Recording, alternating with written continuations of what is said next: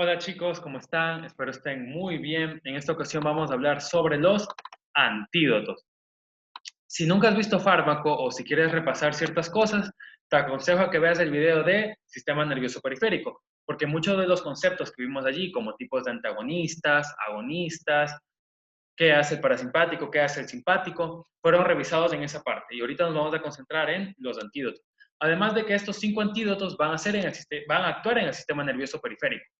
Y es que la clase de antídotos es súper importante. O sea, todas las clases de fármacos son importantes, pero recetarle paracetamol a un paciente no le va a salvar la vida en ese momento, ¿me entiendo? En cambio, un antídoto sí, porque lo estás usando en un momento en el que el paciente está intoxicado y necesita salvarle la vida. Entonces, empecemos con los antídotos. El primer antídoto que vamos a ver se relaciona cuando nosotros utilizamos el curare. ¿Qué es el curare? El curare va a bloquear los receptores nicotínicos a nivel de placa motora, impidiendo que la acetilcolina se una. Y de esta manera no se va a poder contraer los músculos y así el paciente va a estar totalmente relajado, va a estar bueno, sus músculos van a estar flácidos, ¿no? ¿Cuándo vamos a utilizar el curare? Pues lo vamos a utilizar cuando queremos entubar a un paciente o cuando queremos hacer una intervención quirúrgica. De esta manera impedimos que hayan contracciones reflejas que nos imposibiliten ambas cosas. Entonces, ¿qué pasa si algún enfermero, algún interno, algún médico o nosotros mismos en el futuro llegásemos a mandar demasiada curare? Lo intoxicamos al paciente con curare. Pues lo que pasa es que la parálisis va a comenzar a progresar hasta llegar finalmente a los músculos intercostales y al diafragma, ocasionando así una parálisis respiratoria y el paciente fallece. Entonces, así están los niveles de curare y así están los niveles de acetilcolina. Si nosotros aumentamos los niveles de acetilcolina, le va a superar al curare. Y es que ambos están compitiendo por un nivel de unión con el receptor. Entonces, si hacemos que la acetilcolina aumente de nivel, le va a ganar en esta competencia al curare. Y así se va a comenzar a revertir los efectos de la paralización. Y así nosotros tenemos, entonces, ¿cómo podemos aumentar los niveles de acetilcolina? Pues si nosotros inhibimos a la enzima que se encarga de degradarlo. ¿Quién degrada la acetilcolina? La acetilcolinesterasa. Entonces, si nosotros la inhibimos, va a aumentar los niveles de acetilcolina. Y de esta manera le gana al curar y comienza a revertirse la parálisis, empezando desde el diafragma, lo cual le salva la vida al paciente. Entonces, el primer antídoto que vemos es la neostigmina, que es un inhibidor de la acetilcolinesterasa. Ahora bien, en cuanto al segundo antídoto, tenemos la escopolamina. Entonces, la escopolamina es un parasimpático lítico, ¿ya? O sea que va a bloquear la acción del parasimpático. Es bastante usada, muchos de nosotros la hemos escuchado en las noticias, cuando éramos niños, cuando éramos adolescentes, en todos lados la hemos escuchado, ¿no? Y es que es bastante frecuente el uso, porque la gente tiene la idea de que la escopolamina va a inducir apnesia, un estado de somnolencia, pérdida de la voluntad, y por eso lo utilizan para cometer delitos, ¿no? Y si bien en bajas dosis hace eso, el ladrón no va a decir, ah, bueno, voy a calcular los gramos de escopolamina que le voy a mandar a esta persona para no intoxicarla. Entonces, es muy frecuente la intoxicación al momento de que van a robar. Entonces, la escopolamina se saca de las plantas, de una planta que coloquialmente se la conoce como el cacao sabanero. Y el fruto de esta planta se le conoce como el fruto borrachero. Entonces, cada una de estas semillas tiene la cantidad suficiente de escopolamina como para intoxicar a un adulto. Y es que, si bien la gran parte de gente intoxicada son víctimas de actos delictivos, también hay un número considerable de niños que se intoxican accidentalmente por consumir esta planta. Además que, como curiosamente, en el campo sobre todo, se acostumbran a tumbar paneles, ¿no?, de miel. Entonces, abren y consumen esa miel. Y hay casos, lo cual está terriblemente mal, porque deberíamos defender a las abejas, pero bueno, hay casos en la que esa miel está contaminada con escopolamina. Lo que pasa es que las abejas, al polinizar a las flores de la planta de la escopolamina, se llevan consigo en el néctar escopolamina. Y al momento de comenzar a fabricar la miel, la contamina con escopolamina. Así que, bueno, hay ciertos casos considerables que tener en cuenta en eso, porque si en algún momento nos llevan en la rural a mandar muy, muy lejos, pues puede ser que nos encontremos con algún caso así. Porque es bastante común en Latinoamérica y en Centroamérica. Entonces, ¿qué es lo que hace la escopolamina? La escopolamina va a bloquear a los receptores muscarínicos, va a bloquear la acción parasimpática, ¿ya? Y aquí tenemos un proverbio, por así decirlo, que está en Goodman, que es muy bueno porque te explica cómo va a estar una persona intoxicada por escopolamina. Primero tenemos que las glándulas sudoríparas tienen receptores muscarínicos, ¿ok? Entonces, estos receptores muscarínicos van a estar bloqueados por la escopolamina. La persona no va a poder sudar. Por eso, seco como un hueso, anhidrosis. Ahora bien, como la persona no puede sudar, no puede expulsar el calor corporal. Por ende, va a haber una vasodilatación cutánea para tratar de compensar esto. Rojo como la remolacha, vasodilatación cutánea.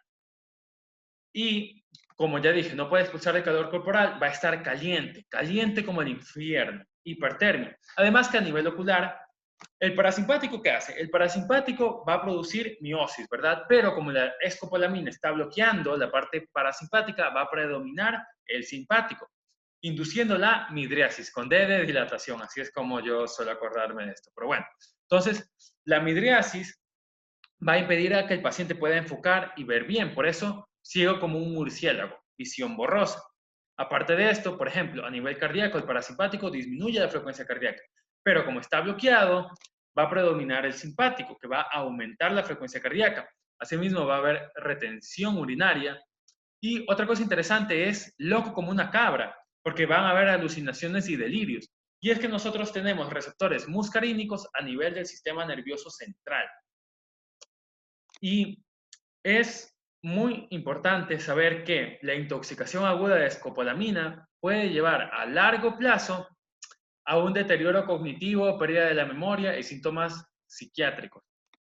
En la descripción le dejo el caso de un señor de 43 años que, al ser víctima de un robo, lo intoxicaron con escopolamina y en 5 meses se perdió 3 veces. Las 2 primeras veces ya se perdió un par de fines de semana y bueno, pero la tercera vez se perdió un mes y sus familiares lo encontraron luego de ese mes en otra ciudad, viviendo como indigente, no podía reconocer a sus familiares y estaba en un estado de agresividad. Entonces, muy importante el diagnóstico precoz, porque mientras más tiempo el paciente esté intoxicado, más probable es que tenga estos defectos a largo plazo por la intoxicación de escopolamina.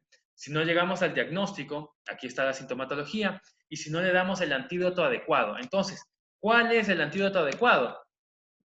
Pues es exactamente como vimos en el primer antídoto. Si la escopolamina está bloqueándome los receptores muscarínicos, nosotros tenemos que elevar la cantidad de acetilcolina para que le ganen esta competencia, ¿verdad? A la escopolamina. ¿Cómo los vamos a bloquear?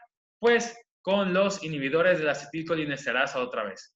De esta manera, la acetilcolina aumenta en cantidad y le va a ganar a la escopolamina. Y así es. Nuestro segundo antídoto es la fisostigmina, que es familia de la neostigmina. Y ustedes han de preguntar, ¿por qué en este caso fisostigmina y no neostigmina? Es que la fisostigmina atraviesa la barrera hematoencefálica. La nisostigmina no. Ella se queda simplemente en la parte periférica. ¿Ok? Entonces, como la fisostigmina atraviesa la barrera hematoencefálica, va a impedir ese efecto tóxico que produce la escopolamina a nivel central. Entonces, algo muy importante, ¿no? Vamos con el tercer antídoto.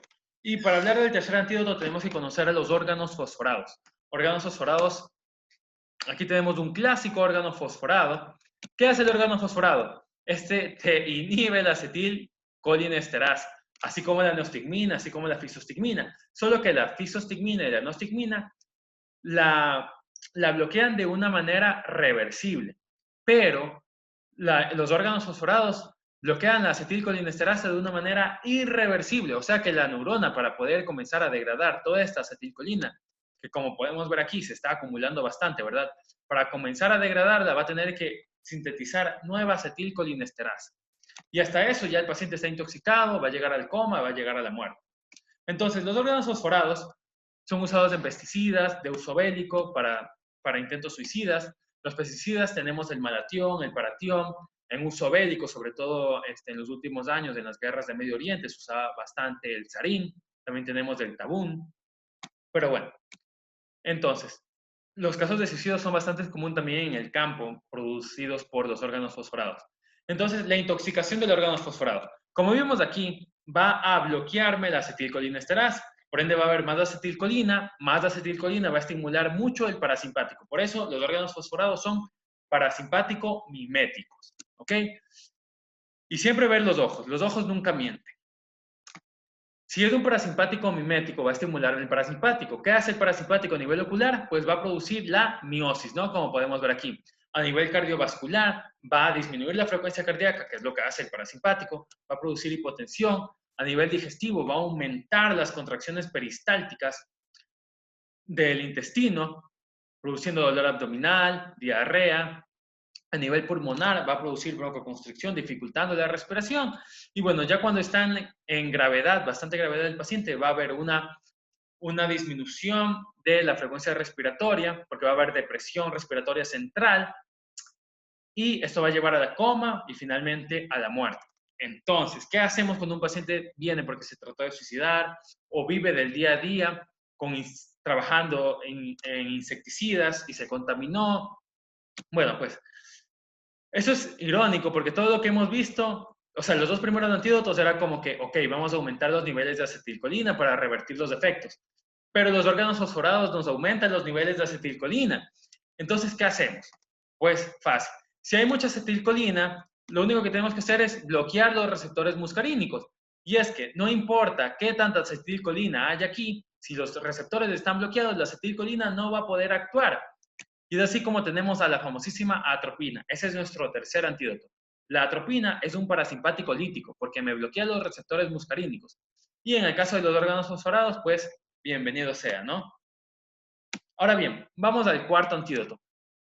Como nosotros ya vimos, la acetilcolina es degradada por la acetilcolinesterasa.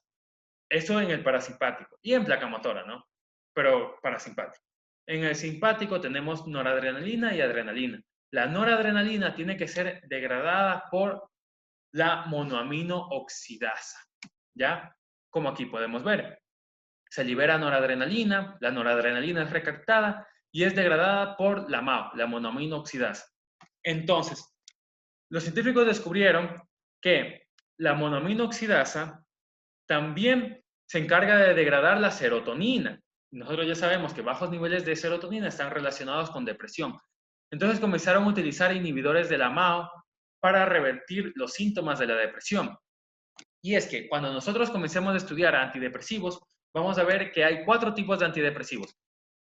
Los primeros son los inhibidores selectivos de recaptación de serotonina. O sea, ese fármaco solo te va a impedir que recapte serotonina, ¿ya? Y como no está recaptando serotonina, aumenta la concentración de esta, aumenta la acción de esta, y se quitan ciertos síntomas depresivos, ¿no? Aquí tenemos la famosa sertralina. Luego tenemos los inhibidores de recaptación de serotonina y noradrenalina. O sea que no me recapta serotonina, pero tampoco me va a dar a captar noradrenalina. También tenemos luego los tricíclicos y finalmente los IMAO, los que vamos a ver ahora, los inhibidores de la monoamino oxidasa. A medida que nosotros vamos bajando en esta lista, los efectos adversos son peores, más graves.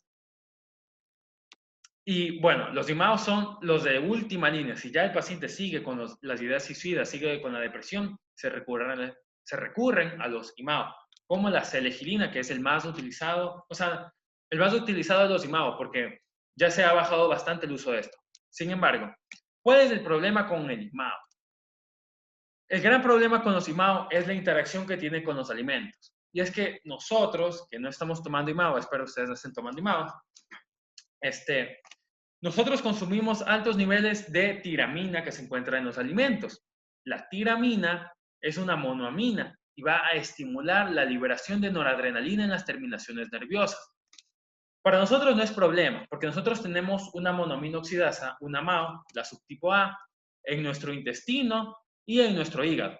Toda la tiramina que nosotros absorbemos es degradada por esta MAO en ácido hidroxifenilacético, que es una forma inactiva, que no va a hacer que la tiramina estimule las terminaciones nerviosas.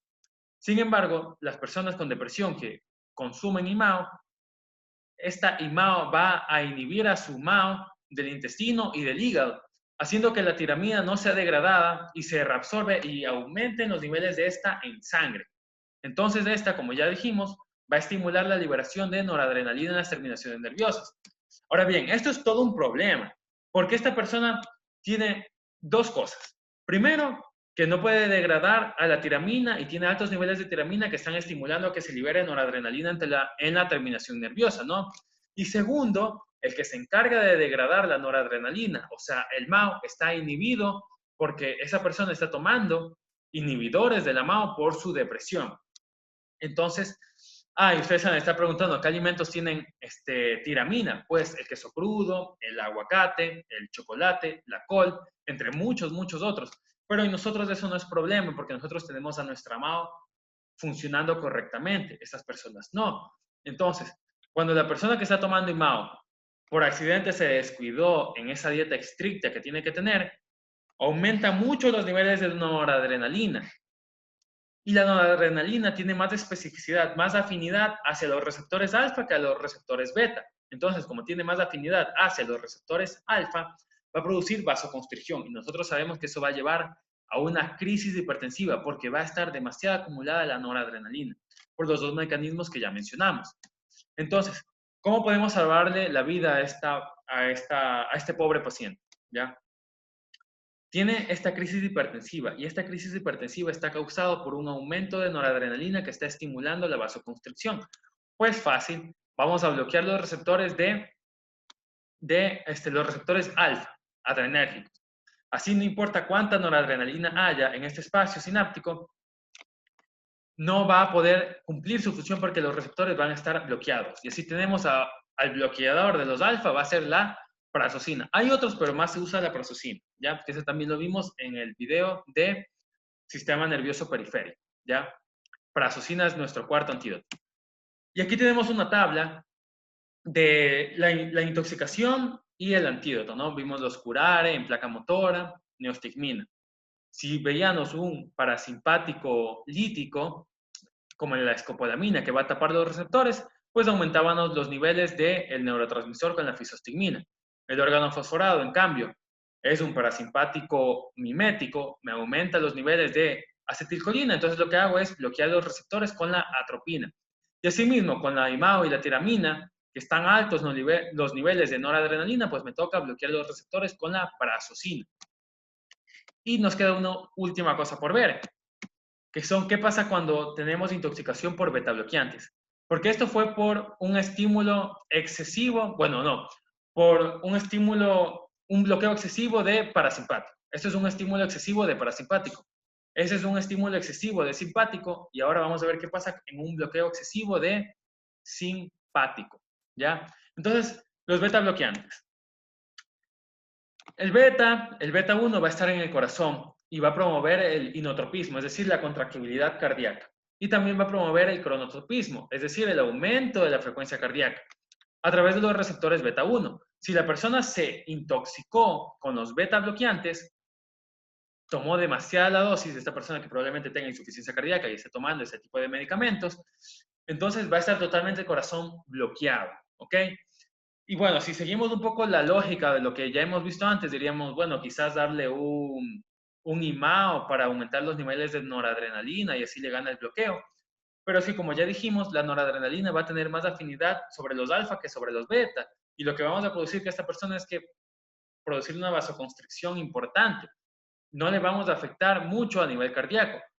Por suerte, las fibras musculares cardíacas tienen otro receptor, que es el GCGR.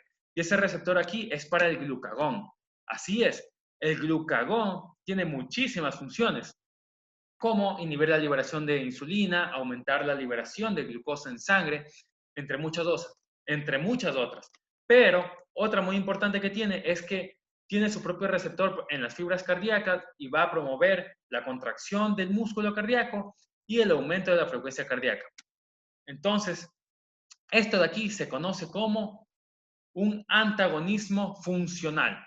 Está bloqueado este receptor que me promueve el aumento de la frecuencia cardíaca, pero tengo otro receptor que me hace lo mismo. Esto también lo habíamos visto en sistema nervioso periférico.